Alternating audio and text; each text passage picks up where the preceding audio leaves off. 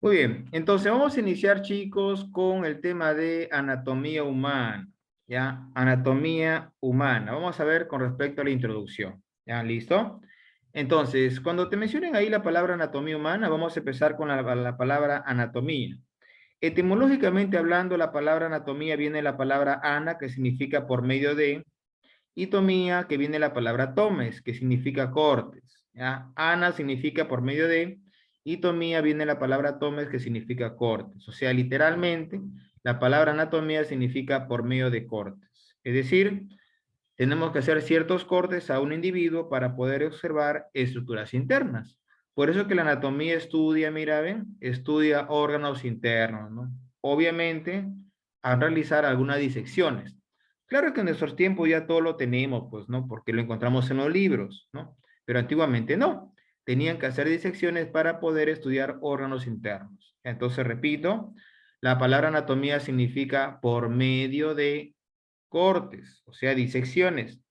Y literalmente el concepto de anatomía estudia órganos internos, ¿no? A través de disecciones. Muy bien.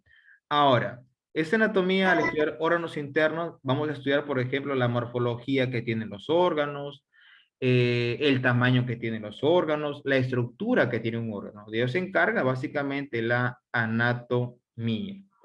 Pero no podemos hablar de anatomía por separado porque también tenemos que hablar de las funciones de los órganos.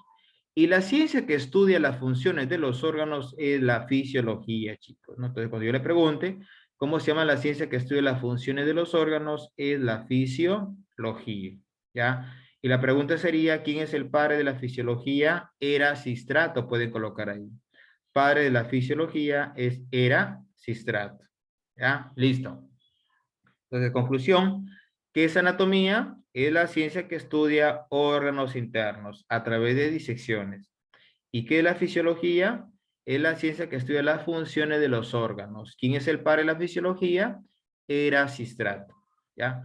Muy bien, con respecto a la historia, jóvenes, hay algunos personajes obviamente más representativos que le he tomado en cuenta, ¿no? Por ejemplo, Herófilo de Calcedonia. Herófilo de Calcedonia se le considera como padre de la anatomía humana. ¿Por qué? Porque fue el primero en practicar disecciones en cadáveres humanos. ¿Ya? Entonces, repito, Herófilo de Calcedonia se le considera como padre de la anatomía humana porque fue el primero en practicar disecciones en cadáveres humanos. Entonces, podían ver ya, obviamente, órganos internos. ¿Ya? Muy bien, sigamos. Pasemos al siguiente, Hipócrates de Cos. Hipócrates de Cos se le considera como padre de la medicina, muchachos. ¿Ya? Hipócrates de Cos se le considera como padre de la medicina, pero a nivel mundial, o sea, todo el globo terráqueo. Porque si a ti te preguntaran quién es el padre de la medicina peruana, sería Hipólito Unanue. ¿Ya? Hipólito Unanue es el padre de la medicina peruana. Entonces, en cambio, Hipócrates de Cos se le considera como padre de la medicina pero mundial. Ya, no se olviden ese detalle. Muy bien. Pasemos al siguiente personaje ilustre llamado Claudio Galeno, ¿no? Claudio Galeno se le considera como príncipe de los médicos romanos. Fue italiano, este señor Claudio Galeno, príncipe de los médicos romanos, ¿no? Es por eso que en la actualidad jóvenes a los médicos como nosotros nos llaman galenos, ¿no? Precisamente por este señor llamado Claudio Galeno, ¿no? Entonces, ¿quién es Claudio Galeno? El príncipe de los médicos romanos, ¿no? Él fue fundador básicamente de la anatomía experimental, más adelante vamos a hablar de esto, y él por primera vez aplica el término vivisección. ¿Y qué significa vivisección? Es abrir seres vivos estando vivos, anoten por ahí. Vivisección es abrir seres vivos estando vivos, ¿no? Básicamente este señor trabajó con lo que son monos y cerdos, ya trabajó con monos y cerdos. Como trabajó con animales, la ubicación de los órganos obviamente fue errónea con respecto a nosotros. Y por eso es que cometió 200 errores aproximadamente. ¿Ya? Entonces, repito, Claudio Galeno, príncipe de los médicos romanos, fundador de la anatomía experimental y practicó el término vivisección. ¿Y qué significa vivisección?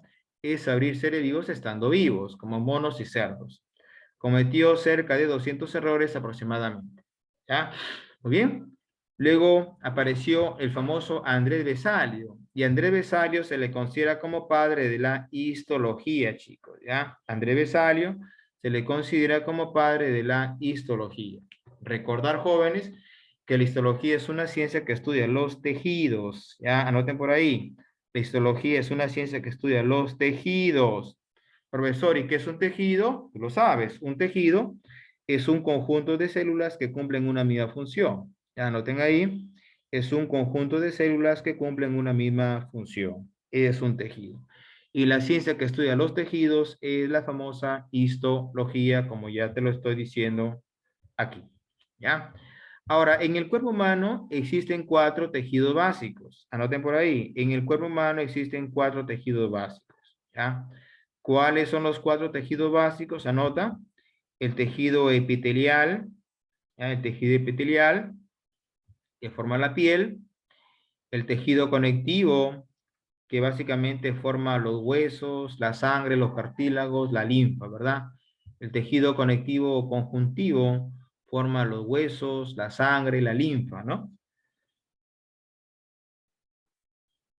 Muy bien. Luego tenemos el tejido muscular que forma los músculos de nuestro cuerpo.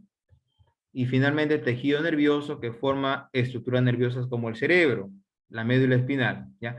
Esos son los 4 tejidos básicos que tenemos que conocer. Tejido epitelial, tejido conectivo, tejido muscular y tejido nervioso, chicos. Ya como tú ves, si yo te pregunto en el examen, te voy a preguntar, ¿cuáles son los 4 tejidos básicos? A ver, ¿quién me da la respuesta? A ver, por favor. Tejido epitelial, tejido conectivo conjuntivo, tejido muscular y tejido nervioso. Excelente, ¿no? Como usted ya me conoce, todo lo que yo agrego, todo lo que yo hablo en la clase, te lo van a preguntar en el examen de admisión, ¿ya? De repente, como ya, yo te lo voy a preguntar en el examen también, pero como tú ya estás en quinto, ¿no? Siempre tienes que apuntar a lo más alto, o sea, tus exámenes que vas a dar, posiblemente en algunas universidades, ¿no? Sean particulares o sean nacionales, ¿ya? Muy bien. Entonces, sigamos. Recuerda que Andrés Besalio corrigió los 200 errores de Claudio Galeno, ¿ya? Andrés Besalio corrigió los 200 errores de Claudio Galeno. Tenemos ahora el famoso Ibincina o Avicena. Mira, Ibincina o Avicena. Y Avicena se le considera como como el que escribió el mejor libro o el mejor tratado de la época del feudalismo. Y el mejor libro o el mejor tratado de la época del feudalismo se llamó Canon de la Medicina. ¿Ya? Canon de la Medicina. Entonces, cuando yo te pregunte quién escribió el Canon de la Medicina, sería Avicena, chicos, ¿ya? Avicena o Evincina, que fue persa, ¿ya? Este señor escribió el mejor tratado de la época del feudalismo, llamado Canon de la Medicina. Ahí está, ¿ya? Muy bien. Luego tenemos Erasistrato, creo que lo hemos dicho ya. Erasistrato se le considera como padre de la fisiología. ¿Ya? Erasistrato es el padre de la fisiología. Y finalmente, Marcelo Malpighi fue fundador de la anatomía microscópica. ¿Ya? Marcelo Malpighi, fundador de la anatomía microscópica. ¿Ya? A continuación vamos a ver en qué consiste la anatomía microscópica. A ver hasta ahí, Eva, 3 preguntas. ¿Quién es el padre de la medicina? A ver quién me dice. Disculpa, ¿quién es el padre de la anatomía humana? A ver quién me dice.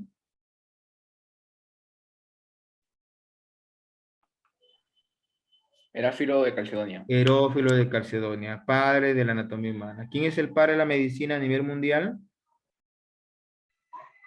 Hipócrates de Cos. Correcto, Hipócrates de Cos. ¿Quién es el padre de la histología? A ver quién me dice. Andrés Besalio. Andrés Besalio. Correcto, Andrés Besalio, ¿no? Ahí está. Muy bien, sigamos avanzando. Ahora sí, vamos a hacer el estudio de las ramas de la anatomía humana. ¿Ya? En algunos libros lo vas a encontrar como también división de la anatomía humana, ¿ya? Ramas de la anatomía humana o división de la anatomía humana. Y las ramas de la anatomía humana son las siguientes. Tenemos la anatomía microscópica, la anatomía macroscópica, incluso la anatomía aplicada, etc. Vamos a empezar con la anatomía microscópica. Como dice la palabra, la anatomía microscópica estudia estructuras pequeñas, ¿no? Micro significa pequeño, por lo tanto estudia estructuras pequeñas, tanto así que tienen que ser de menor tamaño, de 100 micras aproximadamente, ¿ya? Entonces la anatomía microscópica estudia estructuras pequeñas, o sea, de menor tamaño de 100 micras aproximadamente. Recuerda que una micra equivale a la milésima parte de un milímetro, ¿no? Una micra equivale a la milésima parte de un milímetros. Entonces, eso es lo que estudia la anatomía microscópica, ¿ya? Estructuras pequeñas, menor de 100 micras aproximadamente. Por ejemplo, aquí tenemos lo que es la citología y lo que es la histología. Obviamente, para estudiar la anatomía microscópica tenemos que hacer uso de un microscopio, ¿no? Para poder observar células y para poder observar tejidos. Entonces, recuerda que la citología es la ciencia que estudia las células. Ahí está. Profesor, ¿y qué es la célula? Tú lo sabes. Es la unidad anátomo-funcional de todo ser vivo, ¿ya? La célula es la unidad anátomo-funcional de todo ser vivo. Es la mínima pequeña porción del cuerpo humano que tiene vida propia, ¿no? Esa es la célula. Y la ciencia que estudia la célula es la citología. Un ejemplo de células en este caso sería un glóbulo rojo, ¿no? ¿Y qué función tiene el glóbulo rojo? Transportar el oxígeno por la sangre, pues, ¿no? El glóbulo rojo transporta el oxígeno por la sangre porque contiene una proteína llamada hemoglobina, ¿no? Ahí está. Ahora, ¿con qué otro nombre se le llaman a los glóbulos rojos, no? Se le llaman eritrocitos, lo llaman incluso hematíes, ¿no? Con H, hematíes, ¿no? Glóbulos rojos, eritrocitos o hematíes.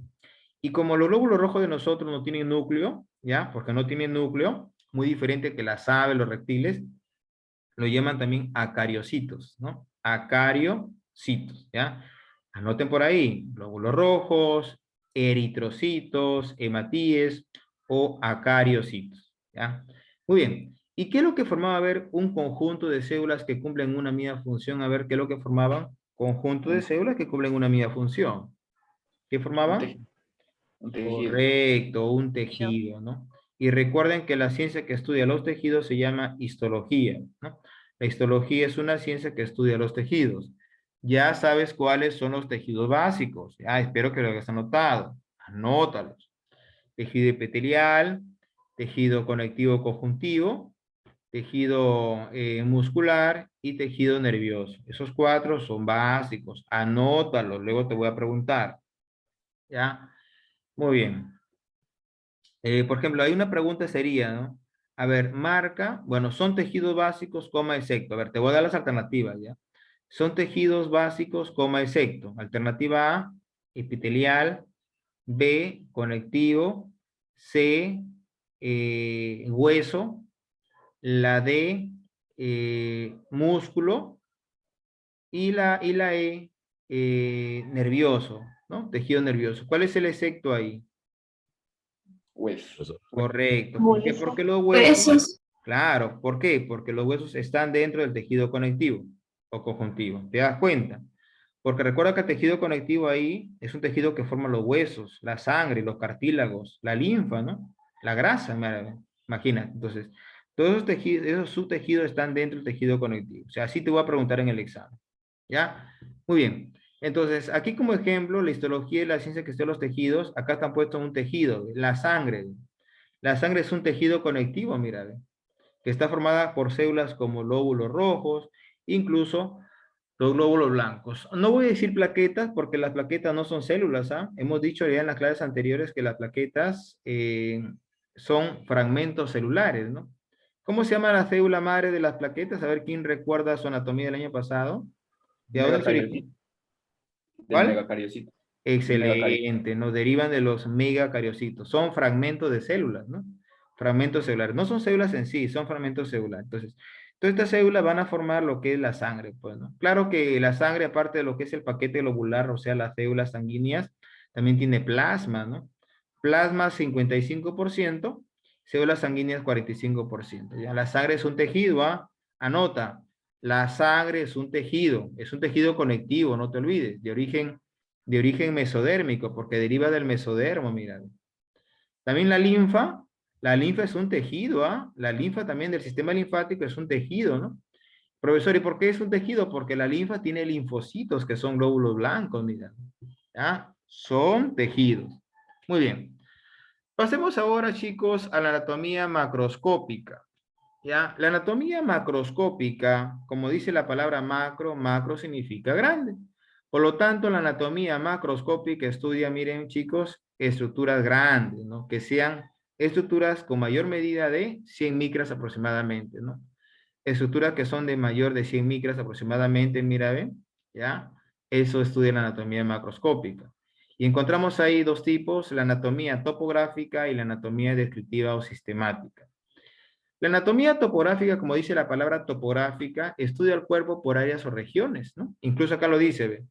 Estudia el cuerpo dividiéndolos por regiones o partes, ¿no? Regiones o áreas, ¿no? Por eso digo bien claro, ¿no?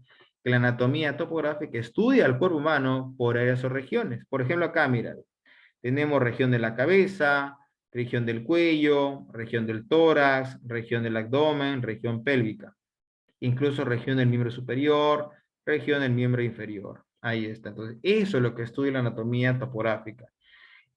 Estudia el cuerpo humano dividiéndolo en regiones o partes, ¿no? O áreas en todo caso. Mientras que la anatomía descriptiva o sistemática estudia el cuerpo por sistemas, ¿ya? Estudia el cuerpo dividiéndolo por sistemas. Incluso acá lo han puesto.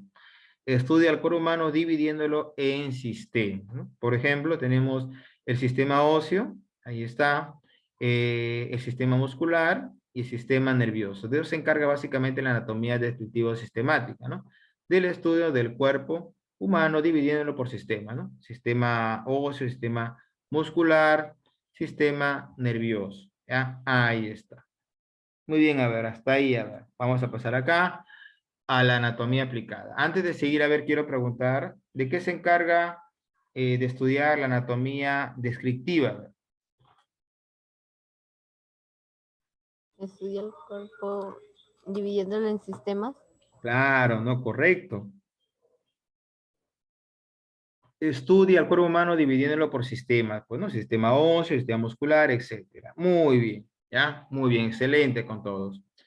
Vamos a ver a continuación la anatomía aplicada, ¿no? Entonces, como el nombre lo dice, la anatomía aplicada es aplicar conocimientos anatómicos, conocimientos médicos en beneficio de la humanidad.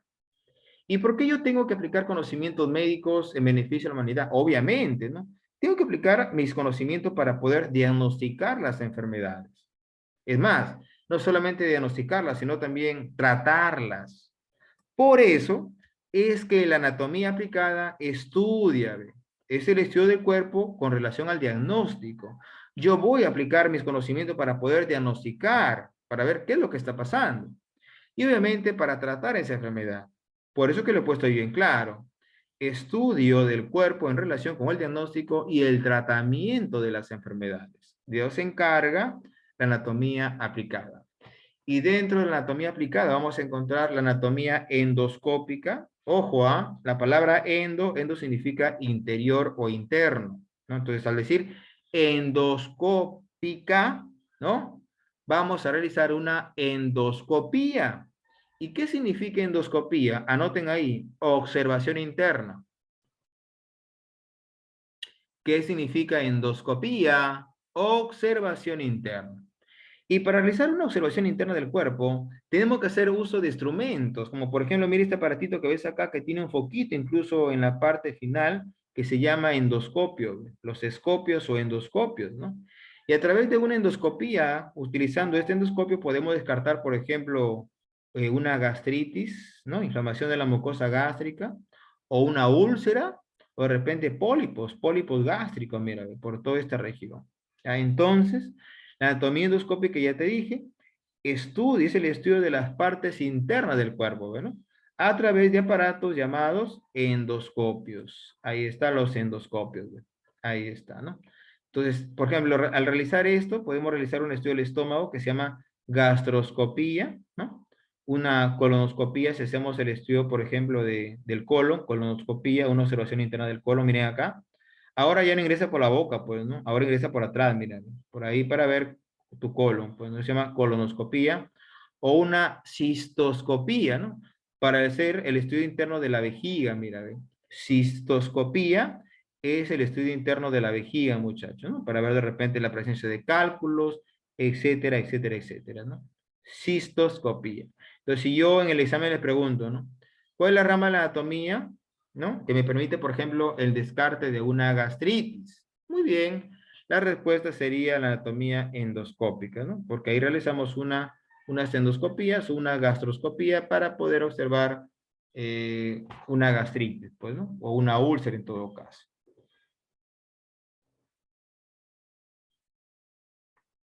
Muy bien. Pasemos ahora a la anatomía radiológica, ¿ya? Como dice la palabra, la anatomía radiológica, ¿ya? Vamos a estudiar el cuerpo, ¿no? Haciendo uso básicamente de métodos de imágenes, ¿no? Incluso acá clarito está, ¿no? Es el estudio del cuerpo humano a través de métodos de imagen, ¿no? Para eso podemos hacer uso, por ejemplo, de los rayos X, que lo descubrió Röntgen, ahí está, sería una radiografía, ahí está. Bueno, en la actualidad obviamente más avanzado que la radiografía, ¿no? Estamos hablando de una tomografía, ahí está, incluso de una ecografía, ¿ya? Dios se encarga de la anatomía radiológica, ¿no? Del estudio del cuerpo humano a través de métodos de imágenes, como una radiografía, como una tomografía, o a través de las famosas ecografías, ¿no? Por ejemplo, a través de una ecografía, podemos estudiar, por ejemplo, bueno, cuántas semanas de gestación lleva una mujer que está gestando, por ejemplo, ¿no? Eso se puede determinar a través de una ecografía, ¿ya? Y finalmente, dentro de la anatomía aplicada encontramos la anatomía patológica. Como en clases pasadas, les había explicado ya que todo lo que es pato significa enfermedad. Pato significa enfermedad. Por eso es que la anatomía patológica estudia las enfermedades que sufren los órganos o que aquejan los órganos, ¿ya? Por ejemplo, aquí vemos un hígado normal, pero miren, después de repente de mucho consumo de alcohol por años, obviamente por años y a una cantidad determinada, nos podría conllevar a un hígado enfermo, como una cirrosis, ¿no? Una cirrosis de hígado, ¿ya? Entonces no se olviden, chicos, la anatomía patológica estudia las enfermedades que sufren los órganos. Y aquí lo dice, estudia, es el estudio de los cambios macroscópicos y microscópicos, obviamente provocados por la enfermedad, ¿no? Vemos ahí un hígado normal y un hígado con cirrosis, ¿ya? A ver, te pregunto, ¿con cuál de los tres tipos de anatomía me permite descartar una gastritis? A ver, ¿quién me da la respuesta? Anatomía endoscópica. Muy bien, la anatomía endoscópica, ¿ya? Así va a ser la respuesta para el examen. Muy bien. A ver, ¿cómo se llama el tipo de anatomía o la rama de la anatomía que estudia las enfermedades que pueden causar cambios, ¿no? Cambios microscópicos y macroscópicos en los órganos. ¿Cuál sería la respuesta? Patológica. Patológica. Muy bien, así lo van a contestar, ¿ya? Muy bien, sigamos. Sigamos. Ahora sí llegamos, miren, ve, a lo que es anatomía de superficie, ¿ya? Como dice la palabra anatomía de superficie, ¿no? Va a estudiar al cuerpo, ¿no? Pero ¿qué estudiamos? Estudia básicamente las marcas, mira, ve, determinadas y relieves corporales. Todo esto, mira, ve, lo estudia la anatomía de superficie. Ya, mira, ve, estudia las marcas y relieves corporales, ¿no? Incluso dice el libro que la anatomía de superficie estudia trazos y gráficos, ¿no? Que se pueden realizar en el cuerpo humano. Por ejemplo, imaginariamente, por acá pasa una línea, ¿ve? Esta línea que ves acá, esta línea que pasa por la mitad del cuerpo se llama línea alba. Esta línea que pasa por la mitad del abdomen, mira, ve, se llama línea alba, ¿no? Esas líneas imaginarias lo estudia básicamente la anatomía de superficie, ¿ya? ¿Por qué? Porque la anatomía de superficie estudia las marcas y relieves, ¿ya? Corporales, ¿no? Incluso para estudiar los trazos y gráficos que se pueden practicar al ser humano, ¿no? Muy bien, a ver, ¿cómo se llama esta línea que pasa? Miren por acá, por la mitad del abdomen, a ver, ¿quién me dice? Línea alba. Correcto, la línea alba, con B chica, y anoten ahí B chica, línea alba, así lo van a encontrar en su libro de medicina. Muy bien, entonces eso es la anatomía de superficie, ¿no? Estudia las marcas y relieves corporales. En cambio, la anatomía comparada, creo que el nombre lo dice, me va a permitir comparar órganos, ¿no? Obviamente en comparación con otros animales, ¿no? Y de acuerdo a esta anatomía comparada van a salir obviamente tres tipos de órganos, ¿no? Los órganos homólogos, órganos análogos y órganos vestigiales, ¿no? Y recuerda que un órgano vestigial son órganos que ya no te sirven para nada, pues, ¿no? Entonces, repito, la anatomía comparada permite básicamente, como dice el nombre, comparar órganos, ¿sí? Y de acuerdo a eso salen órganos homólogos, órganos análogos y órganos vestigiales. Y mira lo que dice acá. Anatomía comparada estudia básicamente las semejanzas o la diferencia de semejanzas y diferencias en la anatomía de distintos seres vivos, ¿no? Dando la aparición de órganos homólogos, análogos y vestigiales. Muy bien. Lo que ves acá, todo este es el miembro superior del ser humano con el ala de un murciélago. Estos dos órganos que ves acá son órganos homólogos. Y la pregunta es, doctor, ¿por qué? Dos órganos son homólogos, escucha bien, cuando tienen el mismo origen embriológico. Es más, una estructura muy similar, mira, lo tienen. ¿Ve? Entonces, repito, órganos homólogos tienen el mismo origen embriológico. Mira, ve, y la morfología es muy similar, pero tienen diferente función. En este caso, el ser humano, mira, ve, su brazo será para agarrar, etcétera, pero la ala del murciélago le sirve para volar. Ahí está. Esos son órganos homólogos.